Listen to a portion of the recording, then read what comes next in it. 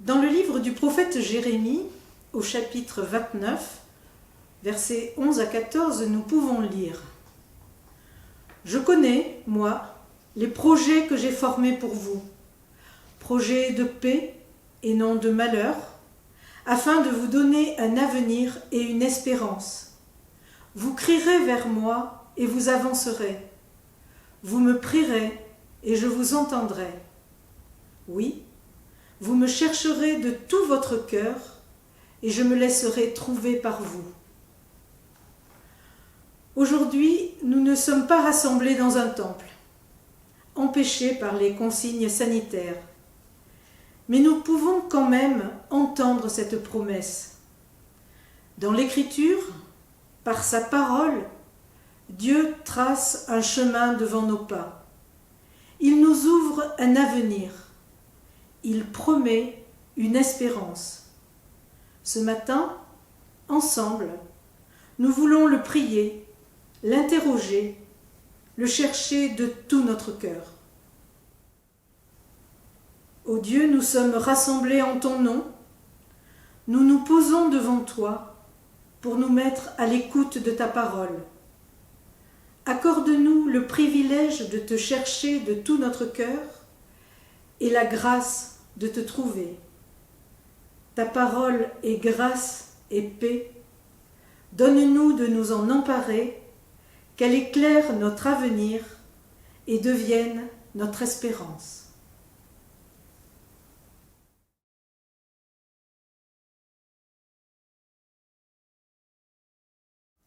En vérité, je vous le dis, celui qui n'entre pas par la porte dans la bergerie, mais qui y monte par ailleurs, est un voleur et un brigand. Mais celui qui entre par la porte est le berger des brebis. Le portier lui ouvre, et les brebis entendent sa voix. Il appelle par leur nom les brebis qui lui appartiennent, et il les conduit dehors. Lorsqu'il a fait sortir toutes ses propres brebis, il marche devant elles. Et les brebis le suivent, parce qu'elles connaissent sa voix. Elles ne suivront point un étranger, mais elles fuiront loin de lui, parce qu'elles ne connaissent pas la voix des étrangers. Jésus leur dit cette parabole, mais ils ne comprirent pas de quoi il leur parlait. Jésus leur dit encore, en vérité, je vous le dis, je suis la porte des brebis. Tous ceux qui sont venus avant moi sont des voleurs et des brigands, mais les brebis ne les ont point écoutés. Je suis la porte. Si quelqu'un entre par moi, il sera sauvé. Il entrera et il sortira, et il trouvera des pâturages. Le voleur ne vient que pour dérober, égorger et détruire.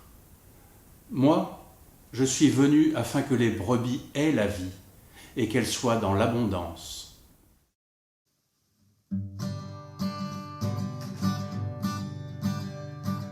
Si vous saviez quel sauveur je possède, il est l'ami le plus tendre de tous.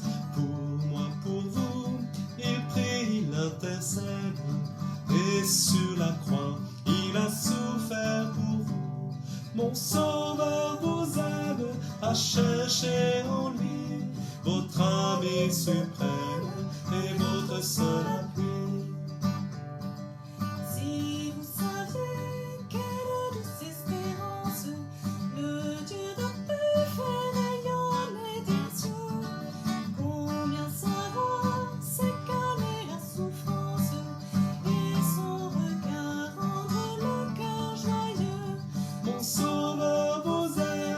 Cherchez en lui votre ami suprême et votre seul appui.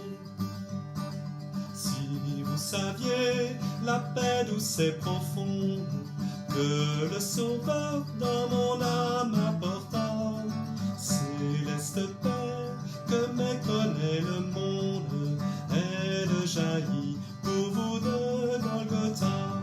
Mon Sauveur vous aime à chercher en lui votre ami suprême et votre seul appui. Quand vous saurez combien Jésus vous aime, quand vous saurez combien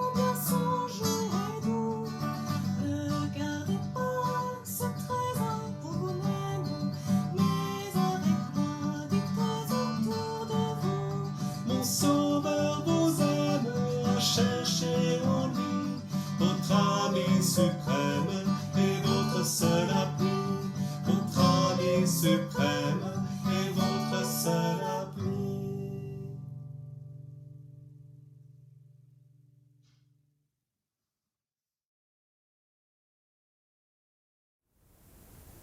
Chers amis, cette petite parabole donnée par Jésus paraît surfer sur quelques banalités, sur la figure bien connue du berger menant son troupeau à l'abri. Mais pourtant, il n'en est rien. Au contraire, il y a dans les propos de Jésus quelque chose d'extrêmement subversif. Cela nous échappe peut-être parce que l'iconographie, la phraséologie chrétienne se sont abreuvées de cette image du bon berger, parfois dans ses formes même les plus niaises et les plus mièvres.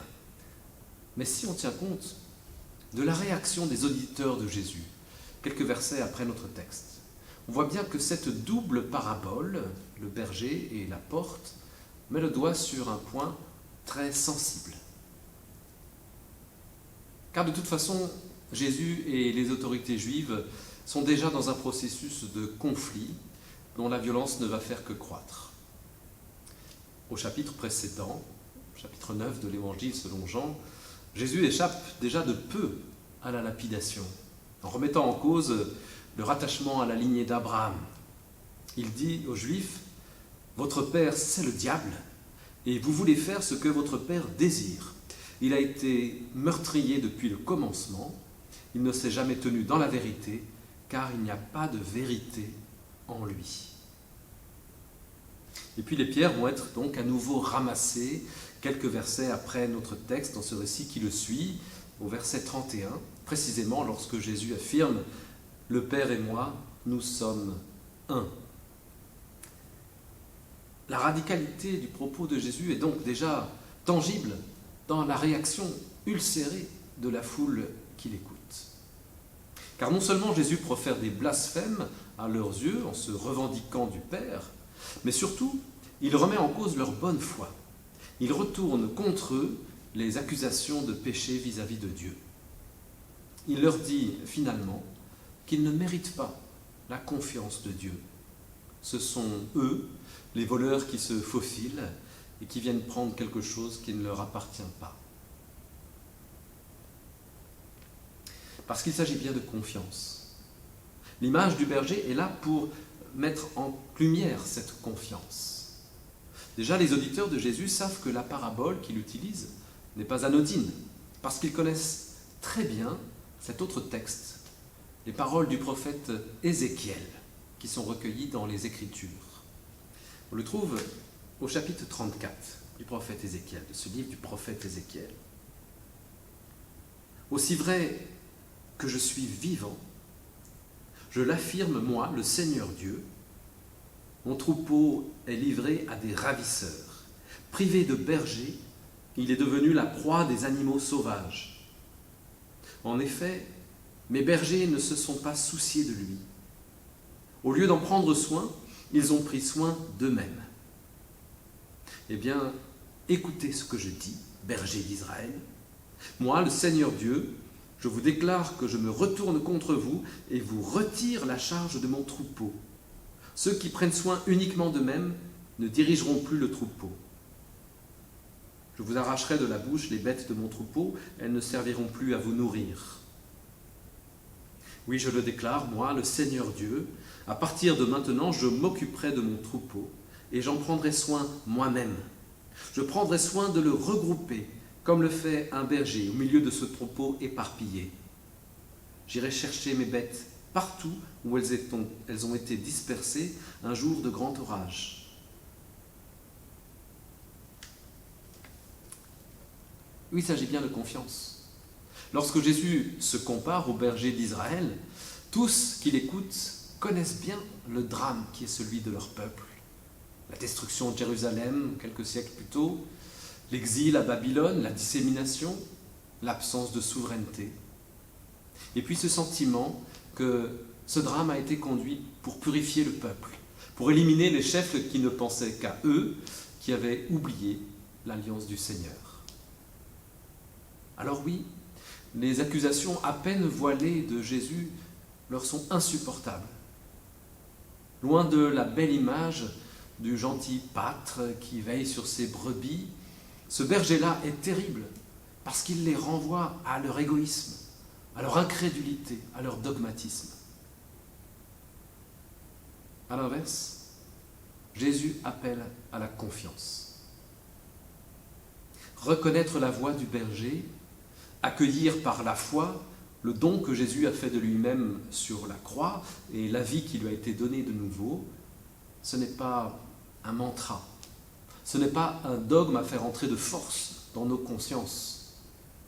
Le chemin de la foi est sensitif, il est irrationnel, intuitif, poétique même peut-être, et en même temps viscéral.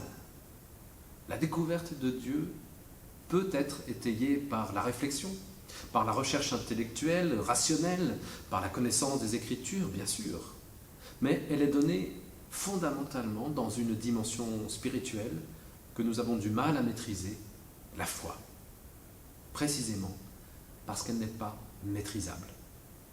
C'est ce qui nous fait peur, peut-être quand nous nous demandons si nous allons vraiment jouer toute notre vie sur une terre aussi mouvante. Et je pense que c'est là le frein de nombreux agnostiques. Mais on peut faire aussi un choix différent. On peut aussi reconnaître des signes. On peut laisser résonner en nous une parole, une rencontre. On peut se laisser guider par la confiance. Parce que Jésus n'est pas un inconnu.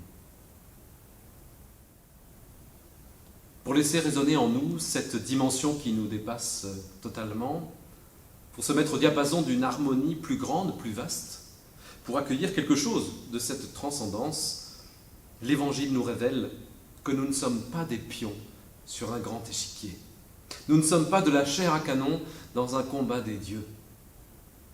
L'Évangile lève le voile sur ce trait d'union qui se dessine entre Dieu et nous, et qui est Jésus-Christ. Jésus-Christ n'est pas un inconnu. Il est pleinement humain de notre humanité. Il est fait du même argile que nous. Et il est aussi pleinement fils de Dieu. C'est-à-dire qu'il reçoit de celui qu'il appelle son Père ce commandement, comme il le dit plus loin au verset 17. Déposer sa vie pour la prendre de nouveau. Entre la mort sur la croix et le matin de la résurrection, toute notre existence est transcendée, précisément pour revêtir la liberté, la joie, la paix d'une vie vraie, reçue en abondance. Jésus n'est pas un inconnu. Nous pouvons reconnaître sa voix, car c'est celle de nos frères et de nos sœurs en ce monde. C'est la voix de l'enfant qui appelle dans la nuit, c'est la voix du frère qui prie avec nous, c'est la voix de l'ami qui console, c'est la voix de l'étranger qui offre son visage à la rencontre, c'est la voix des parents qui encouragent. Jésus n'est pas un inconnu. Nous reconnaissons sa voix qui nous appelle parce qu'il parle notre langue. Ce n'est pas un message codé, ce n'est pas une énigme ésotérique que seuls les plus entreprenants, les plus méritants ou les plus sages pourraient décrypter. Jésus rend la parole de Dieu audible pour nous, afin que nous puissions le suivre, afin que nous puissions suivre ce Christ, ce ressuscité, lui qui connaît le chemin qui mène au Père. Connaître Dieu faisait trembler les Hébreux au Sinaï. Sa voix était comme un énorme son de trompette et de tonnerre. Mais avec Jésus, nous pouvons connaître Dieu. Le voile est levé pour nous sur l'obscurité du monde et il devient lumineux. Le royaume de Dieu s'y reflète. Et nous pouvons y entrer, car le ressuscité nous ouvre la porte. Nous pouvons entrer au royaume pour y trouver du repos, comme sur les berges qui longent les prés du psaume 23. Mais nous pouvons aussi y entrer pour y œuvrer, pour y chanter la joie d'une vie totalement renouvelée, dépoussiérée, libérée des angoisses de mort et de destruction. Ce royaume attend des ouvriers. Des ouvriers qui puissent y travailler pour faire entendre la justice de Dieu, pour y faire entendre son pardon, sa loi d'amour. Alors oui, nous pourrons aussi être des porte-voix, nous pourrons parler cette langue compréhensible par tous les humains pour leur faire comprendre, entendre l'Évangile, la bonne nouvelle apportée par Jésus. Il n'y a plus de condamnation pour ceux qui sont en Jésus-Christ. Si Jésus nous permet de sortir de l'enclos, ce n'est pas pour retourner dans une autre captivité. Notre liberté est un service à offrir au monde, aux femmes et aux hommes qui peuplent les villes, les villages, les quartiers qui nous entourent. Aujourd'hui, certains d'entre nous sont peut-être tourmentés, découragés par la situation imposée par la pandémie du Covid-19. Et ils ont sans doute davantage besoin de profiter du repos et de la paix qu'offre le royaume. Mes chers amis, que le temps qui vient soit aussi pour tous l'occasion de reprendre notre souffle, de nous recentrer sur l'essentiel, de nous renouveler aussi.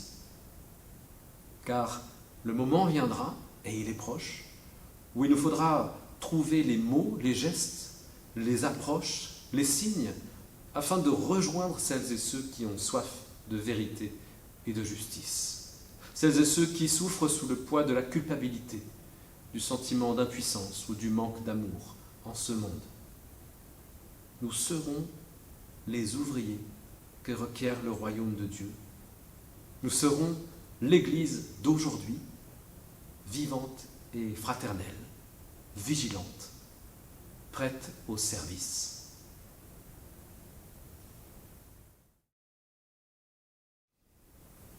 Au-delà de toutes les craintes, au-delà des doutes, au-delà des regrets, des blocages, le Seigneur notre Dieu vous bénit et vous garde dans son espérance.